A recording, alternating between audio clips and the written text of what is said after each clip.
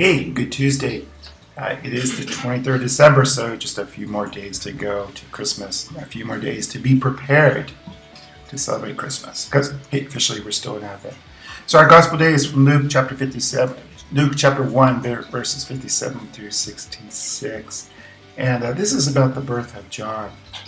And some great events in this. This is when time arrived for Elizabeth, she had her child.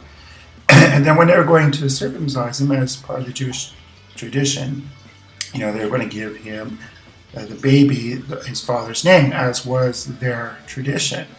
And Elizabeth's like, no, he's going to have a new name, and it's going to be John. And everybody's like, there's no name like John in your family. What are you doing?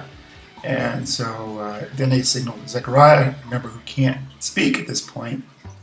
So he writes down, no, the child's name is going to be John. So I love it, because remember yesterday we were talking about change, or I was talking about change, and God will kind of change us. And then what Christ does represent really is a change, and we can see part of this. John is that transition from the old to the new. So we see some old traditions, obviously he was circumcised and doing that. But the new tradition is that his name, he gets a new name, a name different from anybody other in the family, signifying his difference. But signifying also that God is beginning to do something new. And so, for us as well, the change happens in our life. Are we open for the newness that God brings to us? Are we prepared to accept the new in our lives? Or are we going to fight it? I tend to, it's kind of what I used to blog a little bit. I love change, but I love change on my own terms. And so sometimes God doesn't respond to my own terms. I think that's where we can get to, is that we may like change.